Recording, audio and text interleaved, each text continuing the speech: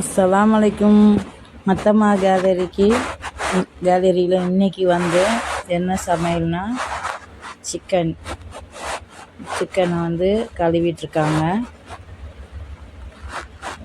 பெரிய பொண்ணு தான் இன்றைக்கி சிக்கன் குழம்பு வைக்கிறா. கிரேவி மாதிரியும் இல்லாமல் குழம்பு மாதிரியும் இல்லாமல் நடுத்தரமாக இருக்கும்.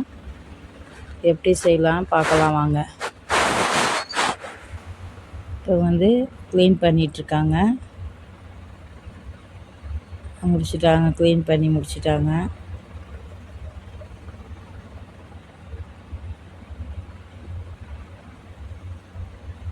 வெங்காயம் 2 எடுத்து 1-2 வெட்டிக்குவாங்க. வெட்டி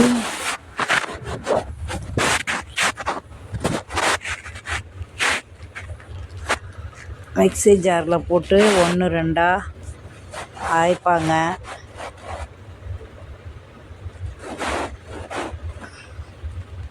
பாருங்கள், மிக்ஸி ஜாரில் போட்டு அரைச்சிக்குவாங்க. அதுக்கப்புறம் இஞ்சி பூண்டு ரெடி பண்ணுவாங்க. இஞ்சி பூண்டு விழுது அரைக்கணும்ல, அதை ரெடி பண்ணிக்குவாங்க.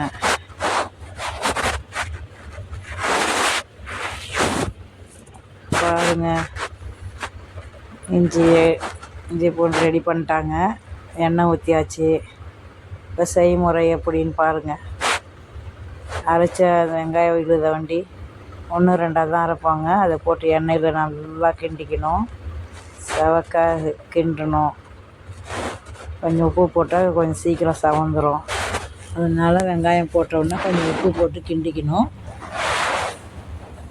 கிண்டி முடித்து கொஞ்சம் சிவப்பாக வந்தோடனே இஞ்சி பூண்டு பேஸ்ட் போட்டாச்சு. பாருங்கள், அதையும் பச்சை வாசனை போகிற அளவுக்கு நல்லா எண்ணெயிலே கிண்டிட்டு தக்காளியும் போட்டுடணும்.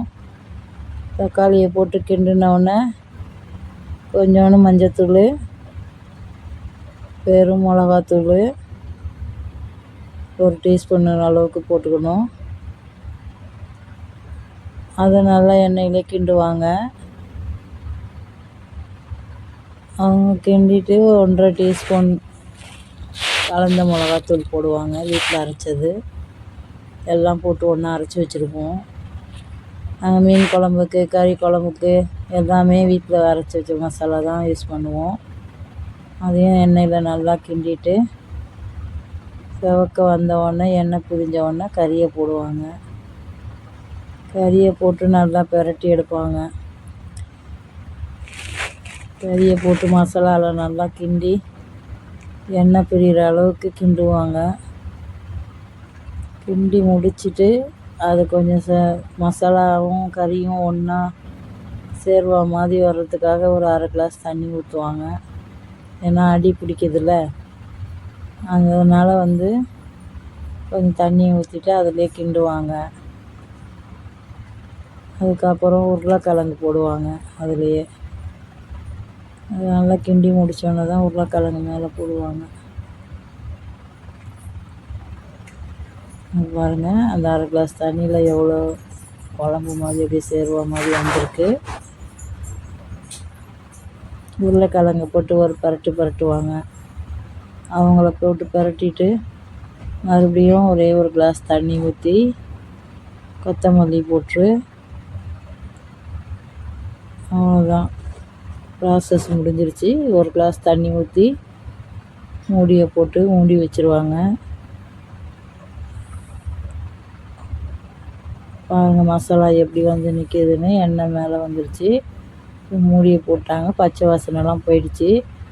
இப்போ ஒரு 3 விசில் விட்டு இறக்கிட்டா சுவையான சிக்கன் கிரேவி மாதிரியும் இல்லை, குழம்பு மாதிரியும் இல்லை, சதன்னு ரெடி ஆயிடுச்சு. இதுக்கு வந்து ரசம் கூட வச்சுருவோம். ரசம் வச்சா இந்த குழம்பு கொஞ்சம் கறியோடு வச்சுட்டு அதை ரசத்தை கொஞ்சம் ஊற்றி சாப்பிட்டா செம்மையாக சாப்பாடு இறங்கும்.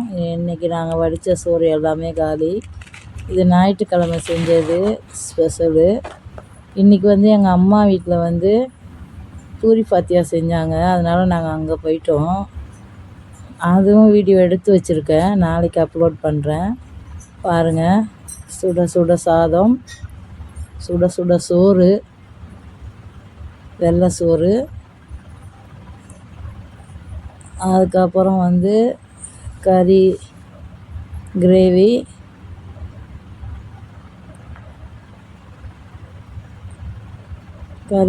பாருங்கள் கலர்ஃபுல்லாக எப்படி இருக்குன்னு. இந்த குழம்பு உங்களுக்கு பிடிச்சிருந்துச்சுன்னா லைக் பண்ணுங்கள், ஷேர் பண்ணுங்கள், கமெண்ட் பண்ணுங்கள், மறக்காமல் சப்ஸ்கிரைப் பண்ணிடுங்க. இந்த ரசம் வாங்க சாப்பிட்லாம். நேற்று வந்து வீடியோ போடலை, நான் ஷார்ட்ஸில் போட்டேன். அதனால் இன்றைக்கி வந்து டைம் இல்லை போடுறதுக்கு வீடியோ செய்முறை. கறி செய்முறை எங்கள் வீட்டு சமையல் இப்படி தான் இருக்கும்.